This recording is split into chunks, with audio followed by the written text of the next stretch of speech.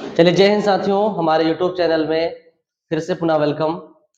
तो आइए बेटा, मैंने बात जो की थी कि कल आपको स्पेक्ट्रल रेजिस्टेंस पढ़ाया गया था और प्रतिरोधों का संयोजन पढ़ाया गया था कि श्रेणी क्रम क्या होता है और समांतर क्या संयोजन क्या होता है, जो आपको श्रेणी क्रम क्या समझा दिया गया। श्रेणी क्रम में बेटा आपकी करंट कांस्टेंट रहती है, ये हमेशा याद रखना। और हम पार्श्व क्रम यानी बेटा कहें तो समांतर क्रम संयोजन क्या होता है, तो बेसिकली उसके बारे में आज डेरिवेटिव देखेंगे। तो बेटा देखेंगे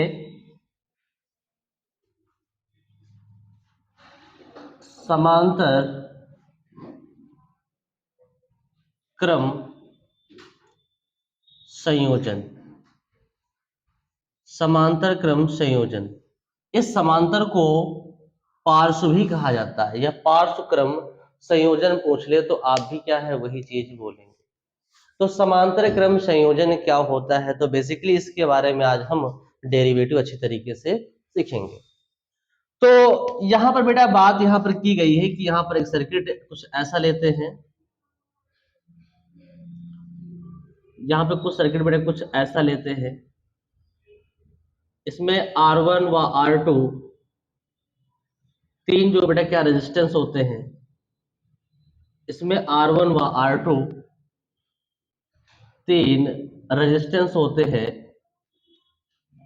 एक दूसरे को समांतर क्रम में इस प्रकार समायोजित करते हैं, समांतर क्रम में इस प्रकार समायोजित करते हैं कि परिपथ का ए व बी सिरा, परिपथ का ए व बी सिरा किसी V वोल्ट की बैटरी V तथा K की से यानी बेटा कुंजी से, यहां पर बेटा कोई सेल भी लगा सकते हो या फिर कोई द्वितीयक बैटरी तुम लगा सकते हो, द्वितीयक बैटरी जिसका पोटेंशियल कितना बेटा V है, और यहां पर एक स्विच लगा दिया जाता है, यानी कुंजी को ही क्या कहते हैं बेटा, स्विच कहते हैं। तो माना तीन प्रतिरोध R1 व R2, R1 व R2 और R3, माना R1 R2 और R3 तीन प्रतिरोध क्रमशः एक दूसरे से समांतर क्रम में इस प्रकार समायोजित करते हैं कि परिपथ का ए व बी सिरा एक V वोल्ट की बैटरी या किसी सेल द्वारा या के कुंजी से संबंध कर देते हैं। तो बेटा क्या है, सेल ले लो या द्वितीयक कोई सेल ले सकते हो या कोई बैटरी ले सकते हो, और के यहाँ पे स्विच लगा होता है यानी कुंजी उसको बोलते हैं, उसको बेटा क्या बोलते हैं, कुंजी बोलते हैं। तो बेसिकली बेटा बात करेंगे, जैसे ही तुम बेटा स्विच को दबाते हो, जैसे ही स्विच को दबाते हो वैसे बैटरी के द्वारा बेटा इसमें आई एम्पीयर की धारा बहने लगती है, आई एम्पीयर की वैद्युत धारा बहने लगती है। जैसे ही धारा मान लीजिए ए पॉइंट्स पर पहुंचती है, जैसे ही धारा ए पॉइंट्स पर पहुंचती है, जैसे ही धारा ए पॉइंट्स पर पहुंचती है, वैसे ही धारा I1, I2 और I3 में क्या हो जाती है, विभक्त हो जाती है, और प्रतिरोधों R1 व R2 और R3 सिरों के बीच क्रमशः विभवांतर समान रहता है, यानी प्रतिरोध R1 के बीच भी विभवांतर वही रहेगा, R2 के बीच विभवांतर क्या रहेगा, वही रहेगा, और इसके बीच R3 प्रतिरोध के बीच क्या है, विभवांतर क्या वही रहेगा। तो बेटा बेसिकली बात करेंगे समांतर क्रम संयोजन में पोटेंशियल यानी आपका जो विभव रहता है वो सदैव समान रहता है। तो आइए ओम के नियमानुसार, तो ओम के नियमानुसार, ओम के नियमानुसार नियमानुसार बेटा V बराबर होता है आई आर होता है, तो I बराबर कितना हो जाएगा, V अपॉन R। तो अब बेटे बात करेंगे यहां पर पहले प्रतिरोध में प्रवाहित धारा, पहले पहले प्रतिरोध में, पहले प्रतिरोध में प्रवाहित धारा, प्रवाहित धारा क्या बेटा हो जाएगी, I1 बराबर कितना हो जाएगा, V/R1 हो जाएगा। इसको इक्वेशन फर्स्ट मानेंगे। ठीक इसी प्रकार से द्वितीय प्रतिरोध में द्वितीय प्रतिरोध में द्वितीय प्रतिरोध में प्रवाहित धारा क्या बेटा हो जाएगा, I2 हो जाएगा, बराबर क्या हो जाएगा, V/R3। तृतीय प्रतिरोध में प्रवाहित धारा बराबर क्या हो जाएगा, I3 बराबर क्या हो जाएगा, V/R3 हो जाएगा। ये समीकरण सेकंड हो जाएगी और ये समीकरण थर्ड हो जाएगी। अब चारों समीकरणों को यानी बेटा इसको भी क्या ऐसे में माइग्रेट कर लेते हैं, यानी कह सकते हैं समायोजन करने पर जैसे कह सकते हैं परिणामी कुल धारा, परिणामी परिणामी कुल धारा परिणामी कुल धारा। तो I बराबर कितना हो जाएगा, I1 प्लस I2 प्लस क्या हो जाएगा, I3। अब बेटा I का मान हम क्या रखेंगे, I का मान रखेंगे V/R बराबर क्या हो जाएगा, V/R1 प्लस V/R2 प्लस क्या हो जाएगा, V/R3।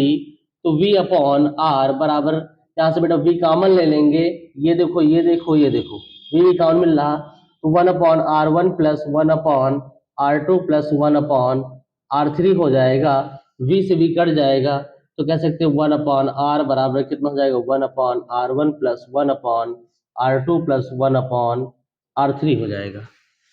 यही बेटा क्या है, पार्श्व क्रम संयोजन है या फिर समांतर क्रम संयोजन इसे कह सकते हो। इस समांतर क्रम संयोजन में सबसे बड़ी खास बात यह है कि इसमें पोटेंशियल आपका पर्टिकुलर कांस्टेंट रहता है, वो कभी नहीं चेंज होता है। तो बेटा बेसिकली बेटा बात करेंगे हम, क्लियर। मैं फिर से बात रिकॉल कर दे रहा हूं बेटा, इसका मेरे साथ नोट्स जो बनाते चलिएगा, ये बोर्ड परीक्षा के लिए काफी बहुत बेनिफिशियल है। अब बेटा बात करेंगे यहाँ पर तीन प्रतिरोध R1 R2 और R3 समांतर क्रम में इस प्रकार समायोजित हैं कि परिपथ का ए व बी सिरा किसी V वोल्ट की बैटरी B तथा K कुंजी से संबंध कर दिया जाता है। जैसे ही तुम K कुंजी को दबाते हो वैसे बैटरी के द्वारा I एम्पीयर की धारा परिपथ में बहने लगती है। जैसे ही धारा A पॉइंट्स पे जाती है वैसे धारा I1 I2 और I3 में क्या हो जाती है, विभक्त हो जाती है और प्रतिरोध R1 R2 R3 सिरों के बीच विभव सदैव समान रहता है। तब ओम के नियमानुसार V बराबर IR, तो I बराबर क्या आ जाएगा, V/R, क्योंकि बेटा इसके बटे में चला जाएगा। तो पहले प्रतिरोध में प्रवाहित धारा I1 बराबर क्या आ जाएगा, V/R1। द्वितीय प्रतिरोध में प्रवाहित धारा I2 बराबर क्या आ जाएगा, V/R3। तृतीय प्रतिरोध में प्रवाहित धारा I3 बराबर क्या आ जाएगा, V/R3। अब टोटल करंट हो जाएगी I बराबर I1 plus I2 plus I3।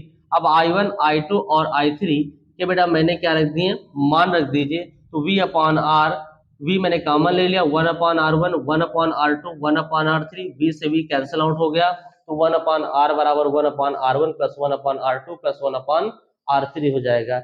यही समांतर क्रम संयोजन है। तो बेटा इसको नोट कर लीजिए।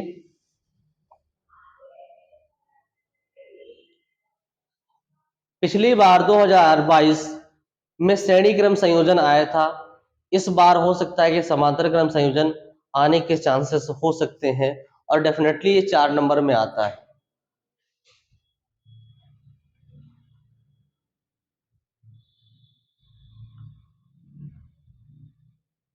तो आई होप आपको क्लियर हो गया होगा।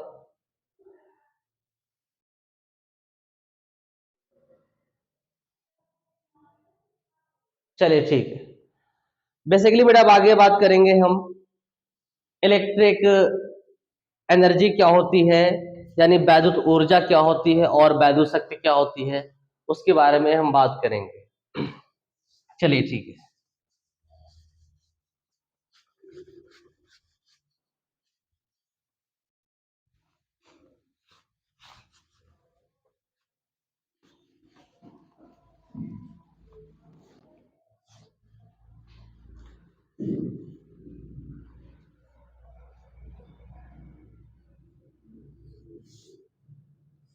चलिए ठीक है बेटा, इलेक्ट्रिकल एनर्जी क्या होती है, बात करेंगे वैद्युत ऊर्जा क्या होती है, इसके बारे में बेसिकली बात करेंगे। तो बेटा इलेक्ट्रिक एनर्जी क्या होती है, इलेक्ट्रिक एनर्जी क्या होती है, वैद्युत ऊर्जा क्या होता है, वैद्युत ऊर्जा क्या होता है,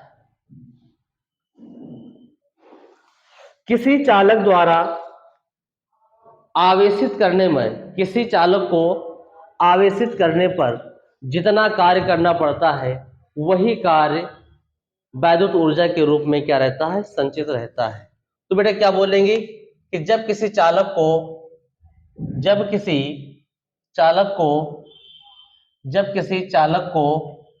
आवेशित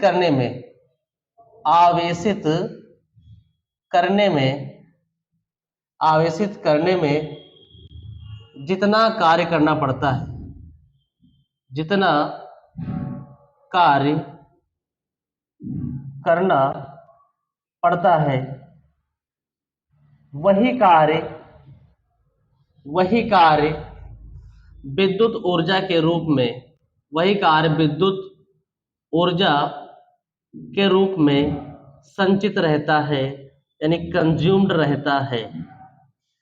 किसी चालक को आवेशित करने में जितना कार्य करना पड़ता है बेटा वही कार्य वैद्युत ऊर्जा के रूप में संचित रहता है। तो ऐसी एनर्जी को इलेक्ट्रिकल एनर्जी या वैद्युत एनर्जी कहते हैं, या वैद्युत ऊर्जा कहते हैं। इसे कैपिटल डब्ल्यू से प्रदर्शित किया जाता है, इसे कैपिटल डब्ल्यू से प्रदर्शित करते हैं, इसे कैपिटल डब्ल्यू से प्रदर्शित करते हैं। और यह एक अदिश राशि, इट इज ये एक प्रकार से कह सकते हैं स्केलर क्वांटिटी होती है। तो बोल सकते हैं it is shows as capital W, इसे कैपिटल डब्ल्यू से भी प्रदर्शित किया जाता है और यह एक अदिश राशि होती है। तो बेसिकली इसका जो एनर्जी होती है वो कई टर्म्स में होती है, तो हम हर टर्म्स की बेटा आपके बात को बताएंगे आपको। तो पहला बेटा टर्म्स जानेंगे क्या होता है, तो W बराबर क्या होता है, V इंटू क्यू। एक ये रिलेशनशिप आ गई जो आपकी एनर्जी जो है वो चार्ज और पोटेंशियल के टर्म्स में है। तो बोल सकते हैं in terms of energy, potential and charge. तो बेसिकली बेटा आज बात करेंगे, यहां पर थोड़ा हम और भी बात करेंगे।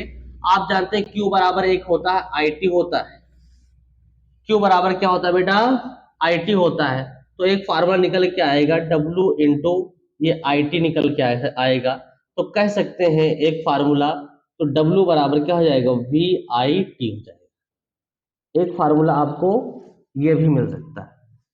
दूसरी बेटा बात करें जो W, यहां पर बेटा बात करेंगे ये W बराबर VIT आया है, तो यहीं पर देयरफॉर करें तो ओम के नियमा अनुसार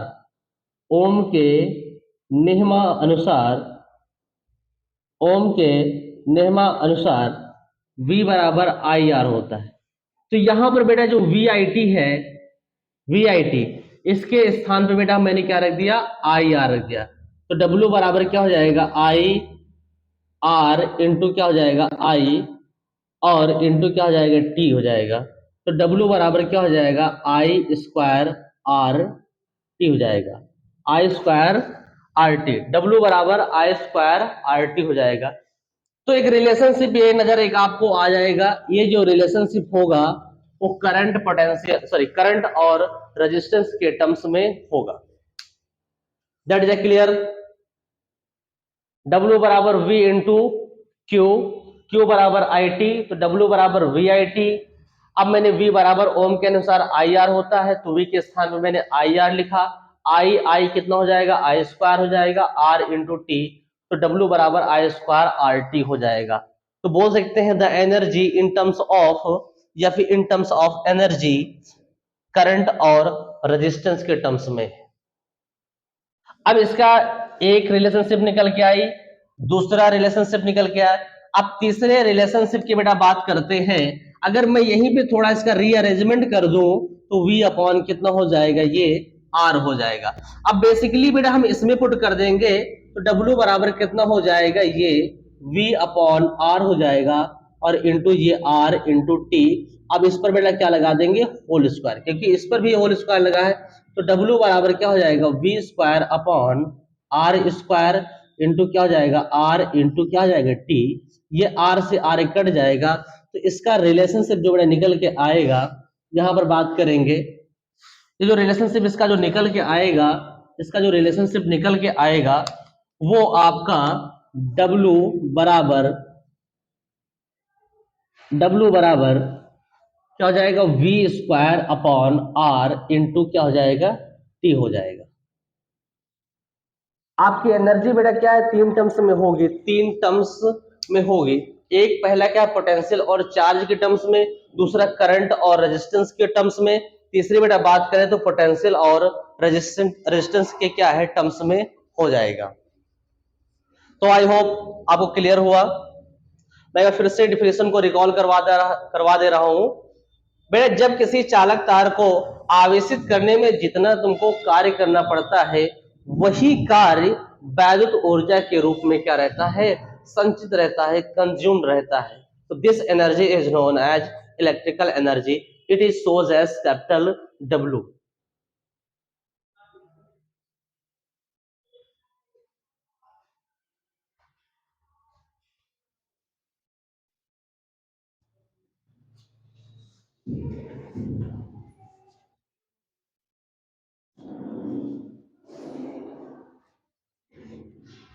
क्लियर।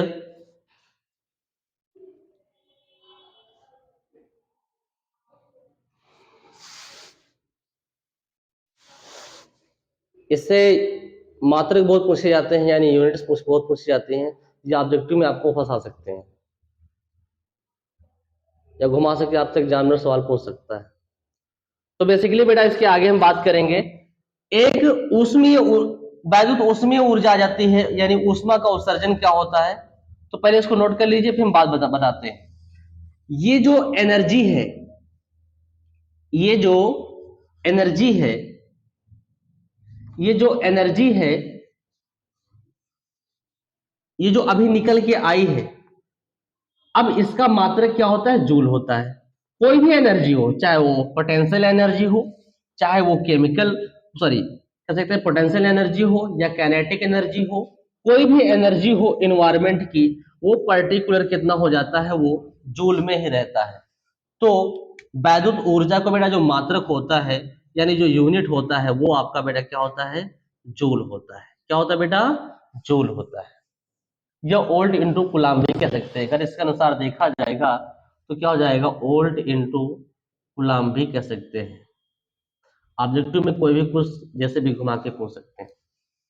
अब इसी एनर्जी को अगर 4.2 या फिर 4.18 से अगर भाग कर दिया जाए, तो यही ऊष्मा बन जाती है, यानी हीट एनर्जी बन जाती है, यानी ऊष्मीय ऊर्जा बन जाती है, जिसको बेटा H से डिनोट किया जाता है। अगर मैं इसी कार्य को मैं अगर 4.2 से भाग कर दूं, इसी कार्य को 4.2 से भाग कर दूं, यही मैं कार्य को बेटा क्या 4.2 से अगर भाग कर दूं, तो यही बेटा जो एनर्जी आपकी है वो कैलोरी में बदल जाएगी, कैलोरी में बदल जाएगी। यही जो एनर्जी क्या है आपकी, कैलोरी में बदल जाएगी। चलिए ठीक है बेटा, इसको एच को बेटा क्या है 4.2 से भाग करा दीजिए, तो भी एनर्जी किस में बदल जाएगी, कैलोरी में बदल जाएगी। इसको भी क्या करेंगे, एच बराबर कर दीजिएगा, इसको 4.2 से भाग करा दीजिए, इसको बेसिकली 4.2 से भाग करा दीजिए, ये भी क्या हो जाएगा, कैलोरी में कन्वर्ट्स हो जाएगा। यही बेटा हीट एनर्जी है। अगर कोई पूछ ले ऊष्मा क्या होती है, तो बता सकते हैं कि किसी चालक द्वारा किए गए कार्य करने में जितनी ऊर्जा क्या उत्सर्जन होता है, वही उत्सर्जन ऊर्जा यानी उसमें ऊर्जा के रूप में क्या रहती है, वो कंज्यूम रहती है, यानी रेडिएशन होने लगता है, तो उसे बेटा हीट एनर्जी बोला जाता है, यानी उसमें ऊर्जा बोलते हैं। बस इसी वैद्युत ऊर्जा को 4.2 से भाग करा दो, बस सिमिलरली बेटा क्या हो जाता है, कह सकते हैं बस 4.2 भाग कराने पर हमारे जो हीट एनर्जी में क्या हो जाता है, ये जो जूल होता है वो कैलोरी में कन्वर्ट हो जाता है, वही क्या बन जाता है, हीट एनर्जी बन जाता है। तो आई होप क्लियर। किसी को कोई दिक्कत।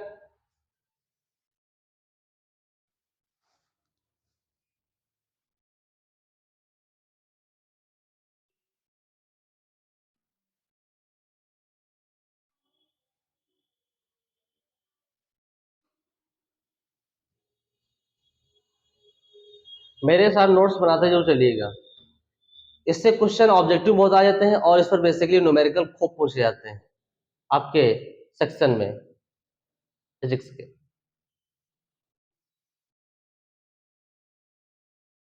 चलिए ठीक है, अब बेटा हम बात करेंगे इलेक्ट्रिक पावर क्या होता है। इलेक्ट्रिक पावर क्या होता है?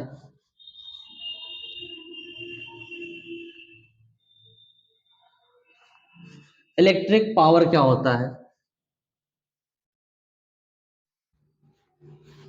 इलेक्ट्रिक पावर क्या होता है? अब बेटा इलेक्ट्रिक पावर की बेटा बात करें कि वैद्युत शक्ति क्या होती है, तो इलेक्ट्रिक पावर यानी वैद्युत सामर्थ्य या वैद्युत शक्ति बोल सकते हैं। वैद्युत सामर्थ्य या वैद्युत शक्ति क्या होती है? तो अभी आपने कहा कार्य करने की क्षमता को शक्ति कहा जाता है, तो वैसे यहां पर कंडक्टर को बेटा कार्य करने की क्षमता क्या कहलाता है? शक्ति कहलाता है। यानी वैद्युत शक्ति क्या होता है? वैद्युत शक्ति बोल सकते हैं या सामर्थ्य भी बोल सकते हैं। तो बेटा बात करेंगे किसी चालक द्वारा कार्य करने की दर को, किसी किसी चालक द्वारा किसी चालक द्वारा कार्य करने की दर को कार्य करने की दर को कार्य करने की दर को वैद्युत शक्ति कहते हैं। वैद्युत शक्ति कहते हैं। इसे इसे कैपिटल पी से प्रदर्शित करते हैं। इसे कैपिटल पी से प्रदर्शित करते हैं और इसका मात्रक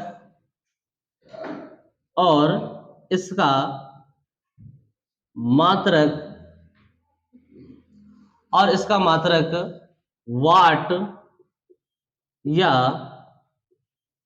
जूल पर सेकंड होता है। वाट या जूल पर सेकंड होता है। तो बेटा बात करेंगे किसी चालक द्वारा कार्य करने की दर को, किसी चालक द्वारा कार्य करने की दर को उसे उस चालक की वैद्युत शक्ति कहते हैं या वैद्युत सामर्थ्य कहा जाता है। इसे कैपिटल पी से प्रदर्शित करते हैं और इसका मात्रक वाट या जूल पर सेकंड होता है।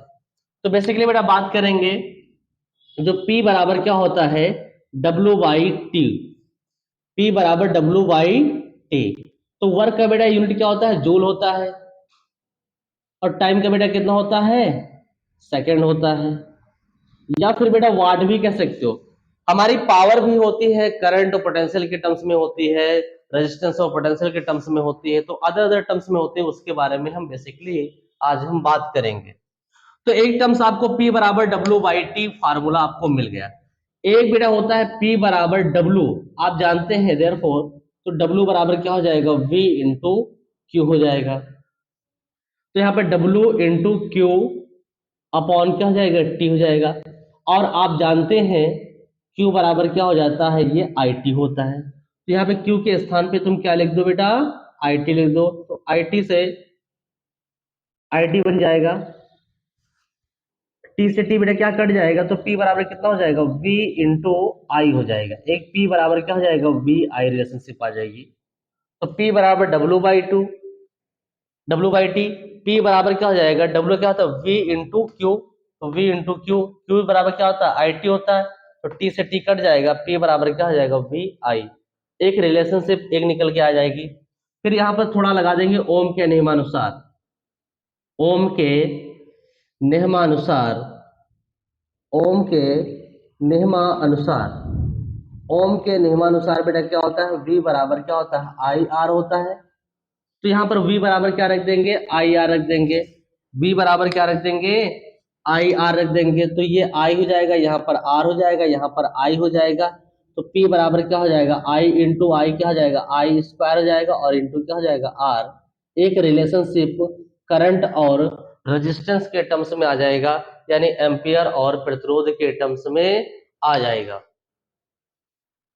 और फिर थोड़ा इसको हम रीअरेंजमेंट करते हैं। फिर इसको बेटा हम क्या थोड़ा सा रीअरेंजमेंट करते हैं, इसको भी थोड़ा और सा रीअरेंजमेंट करते हैं, मैं यहाँ पर थोड़ा कितना हो जाएगा, ये I बराबर कितना हो जाएगा, V अपॉन आर हो जाएगा। अब बेटा हम I बराबर क्या होता है, V अपॉन आर। अब मैंने I की वैल्यू रख दी, तो P बराबर कितना हो जाएगा, V square upon R square into कितना हो जाएगा, R। क्योंकि बेटा V अपॉन आई है, तो V अपॉन आई अगर पूरे पे होल स्क्वायर लगा है तो अंश पे भी स्क्वायर लगेगा और हर पे भी स्क्वायर लगेगा। अब यहाँ बेटा बात करेंगे V square upon R square, तो R कट जाएगा, तो P बराबर कितना हो जाएगा, V स्क्वायर अपॉन आर हो जाएगा। एक टर्म्स में बेटा आपको ऐसा मिल सकता है। तो आपकी जो पावर होती है एक एनर्जी और टाइम्स रिस्पेक्ट में मिल सकता है, एक पोटेंशियल और करंट के बीच यानी विभवांतर और धारा के पदों में आपकी वैल्यू शक्ति आ सकती है, एक करंट और रेजिस्टेंस यानी एक वैद्युत धारा और प्रतिरोध के पदों में आ सकती है। दूसरी बेटा बात करें एक विभव और प्रतिरोध के पदों में आ सकती है, एक P बराबर VI होता है, एक P बराबर I स्क्वायर R होता है, एक P बराबर क्या होता है, V स्क्वायर अपॉन R होता है। ठीक बेटा, आज के लिए इतना ही, और अगली क्लास में आपको न्यूमेरिकल प्रोवाइड किए जाएंगे, और जस्ट इसके नेक्स्ट वीडियो से पहले बेटा हम आपको थोड़ा इस चैप्टर का फास्ट रिवीजन करवा देंगे। जय हिंद साथियों, बस आज के लिए इतना ही। Thank you all of student.